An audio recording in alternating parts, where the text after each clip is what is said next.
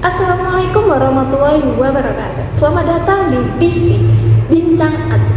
Oke, kali ini aku bakalan bahas tentang kehidupan mahasiswa. Nah, pembahasan kali ini tuh tentang kehidupan mahasiswa merantau yang merasakan banyak kehidupan yang berbeda setelah lulus sekolah. Aku di sini nggak sendiri, aku bakalan ditemenin sama kakak yang cantik ini. Boleh dong kenalan dulu, namanya asal gitu. Halo, kenalin, nama aku Lutfia Putradiva, aku biasa dipanggil Lupi. Aku berasal dari Pulau Sumatera, tepatnya di Provinsi Bengkulu. Dan saat ini aku sedang menempuh pendidikan berkuliah di Jawa Tengah, yaitu di Solo, di Poltekkes Surakarta, dan saat ini aku baru semester 4. Oke. Kak Lutfi nih bisa diceritain gitu Pak, bisa tertarik untuk kuliah di Solo, padahal kan di Sumatera itu banyak ya universitas-universitas yang bagus gitu. Kenapa kok memilih Solo gitu? Ya, awalnya aku nggak kepikiran ya Kak bakalan bisa merantau sampai jauh banget iya. gitu. Tapi kok pas setelah tamat SMA, aku baru kepikiran kayak aku kayak ini kepengen nih jadi anak rantau, gimana sih rasanya jauh dari orang tua gitu. Akhirnya aku awalnya iseng dong ya Kak, nyoba buat tes di perguruan tinggi di Poltekkes. Aku coba awalnya iseng dan alhamdulillah keterima gitu Kak. Ya udah, akhirnya aku nggak pikir panjang, ya udah langsung aku ambil aja. Kuliah di Solo ini apa cuma ambil di Poltekkes atau ada pilihan? Kebetulan ada dua sih Kak. Kemarin aku coba juga buat masuk ke UIN. UIN Surakarta. Kenapa nggak diambil itu? Iya, ada aku awalnya kayak gak yakin ya Kak. Soalnya kan ada bahasa Arab kayak gitu kan. Aku kan gak yang saling gitu. Terus akhirnya aku coba dan alhamdulillah malah keterima Kak. Tapi sayangnya aku gak jadi ambil karena waktu itu aku udah bayar Di Poltekkes. Gitu. Soalnya awalnya nggak nyangka juga keterima di UIN kan. Terus pernah nggak sih setelah kuliah di Solo kayak mengalami culture shock gitu, kayak ke orang Solo itu orang-orangnya ramah-ramah ya, terus harganya murah-murah dibanding di Sumatera gitu. Pernah nggak sih? Iya sih Kak, aku awal-awal ke Solo tuh kayak kaget banget. Iya. Kok makanannya murah banget gitu kan. Terus di sini tuh kayak banyak angkringan ya Kak. Iya. Sedangkan tempat aku di Bengkulu itu kayak nggak ada angkringan, kayak ya udah rumah makan biasa. Terus di sini tuh kayak menarik banget, ada yang namanya angkringan. Terus makanan yang dijual tuh juga murah-murah. Terus aku baru tahu juga kalau di sini tuh ada namanya nasi kucing ya Kak. Iya, nasi kucing itu. lucu Iya, banget. tapi itu bukan nasi kucing ini beneran ya. Ya aku awal kayak nasi buat kucingnya apa? Enggak, emang porsinya dikit gitu. Iya. Dan di sana itu nggak ada sih Kak namanya nasi kucing. Dan nasi kucing itu cocok banget buat aku karena kan makannya dikit ya Kak. Iya, Jadi aku sekali beli aja udah kenyang, jadi kayak bener-bener penyelamat kalau uang lagi Tanggal tua gitu ya. Beruntung sih. Sama ini sih Kak, bahasanya sih Kak. Bahasa. Karena aku nggak ada keturunan Jawa ya Kak, jadi aku kayak wow bahasa Jawa gitu. Terus aku bingung ternyata di sini ada Jawa halus gitu. Iya, ada Jawa halus. Iya, waduh aku bahasa Jawa yang biasa aja belum apa apalagi bahasa Kromo gitu.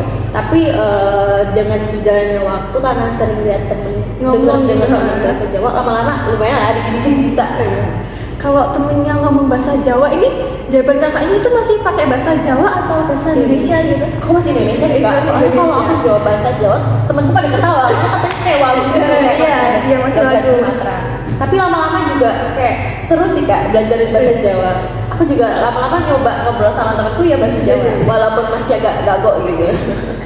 Oke, kata yang pernah diucapin waktu di Jawa itu ngerti nggak? Maksudnya kata-kata Kayak apa gitu yang diinget gitu, Yang kata diinget. piye gitu. Tahu? Udah ngerti sih Kak, itu kan udah di luar kayak piye, mak popo, Udah tahu isi Aduh. gitu sih.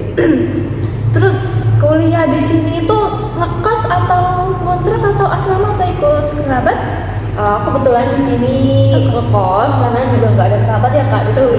Mungkin kalau ada kerabat aku sama kerabat sih. Tapi biasanya kalau yang ikut kerabat itu biaya hidupnya emang gratis gitu kan? Cuma dibayarnya tuh pakai mental aja. Iya benar sih Kak. Harus bener-bener Walaupun kerabat tapi kan masih kayak ngerasa gimana ya keluarga gitu. Oke. Enakan ngekos sih Kak. Terus menurut pendapat kakak ini yang cocok buat mahasiswa awal-awal itu enakan ngekos atau kontrak atau apa gitu Kak? Menurut aku sih tergantung individunya masing-masing ya Kak. Kan ada orang yang benar-benar suka buat sendiri, kayak introvert gitu kan, apa-apa mau sendiri, mau menyendiri, apa-apa konsep kayak belajar itu kan rasanya kayak ada yang benar-benar sendiri. Itu cocoknya yang ngekos sih Kak. Tapi buat mereka yang nggak mau kesepian, mau hemat juga, enakan kontrak bareng-bareng temen, jadi ada temennya. Terus sakit pun enak, ada temennya. Terus buat yang ada saudaranya nih dan dia mau, ya enakan ini sih. Iya sih. Ya sama dulu, soalnya juga hemat ya Kak. Iya ya masih. Tapi harus kuat mental gitu ya. Berarti kalau kakak ngekos ini termasuk orang-orang introvert ini ya? Iya, bener kayak orang yang butuh sendiri sih. Oke, sendiri.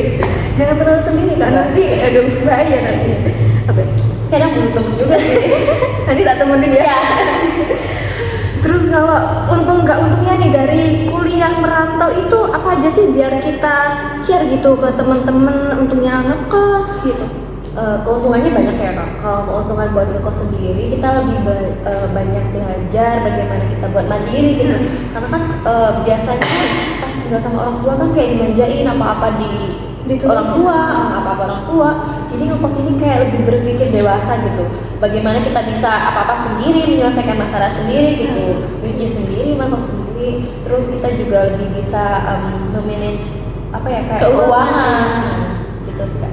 Terus juga bisa manage waktu juga Iya. gitu ya. Kalau kerugian dari ngekos ya kayak ini sih boros, terus homesick juga. Apalagi kayak awal-awal ngekos itu parah banget sih, kayak tiap malam rasanya mau nangis karena biasanya orang tua itu tiba-tiba sepi hening itu mau nangis.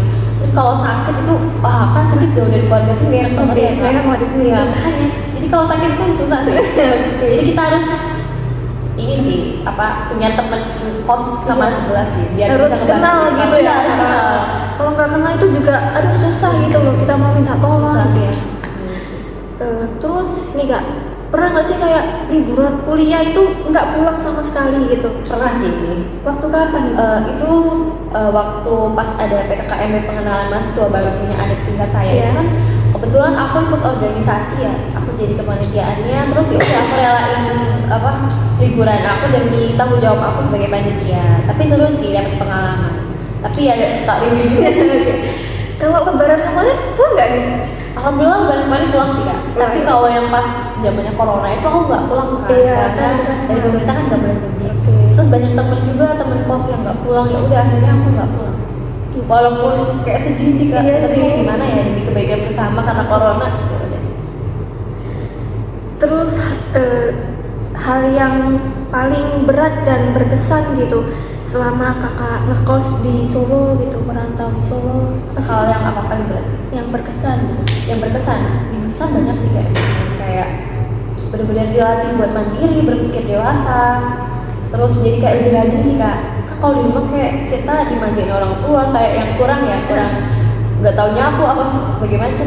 Terus kalau ngekos ini benar-benar kayak ya udah beberes harus sendiri, makan harus sendiri gitu, harus bisa sendiri, harus pintar-pintar memanage waktu, memanage uang juga, keuangan gitu sih keuntungan. Oke, untuk closingnya nih, kakak ada motivasi gitu buat share ke teman-teman yang pengen merantau atau yang lagi merantau gitu, kata-kata semangat itu bisa dikasih? Oh ya, pokoknya buat kalian semua yang mau merantau jangan takut ya, karena nggak semenakutkan itu kok. Dengan kita merantau tuh kita banyak banget pengalaman yang dapat kita pelajari, terus kita bisa dapat lebih mandiri, terus wawasan juga kayak lebih terbuka gitu. Apalagi kalau di Pulau Jawa ini kan banyak itu luas ya Kak ya, luas kayak universitasnya banyak, terus mau lapangan pekerjaan juga lebih luas. Jadi kayak kita lebih tamat kuliah kayak aku kayaknya kerjanya mau ke sini, udah ada gambaran gitu. Jadi jangan takut buat yang mau merantau. Oke. Jadi buat kalian yang lagi merantau atau pengen merantau, biasanya sih kalau yang merantau itu setelah lulus dia kayak lebih ke base value, karena mereka itu bisa memanage keuangan dan memanage waktu gitu kan. Jadi buat kalian nggak usah risau. Takut ya. Oke, terima kasih buat Kak Lutfia waktunya. Sampai jumpa di The next ya, oke. Oke teman-teman, itu aja tadi podcast hari ini. Sampai jumpa di podcast-podcast selanjutnya. Bye-bye. Bye bye.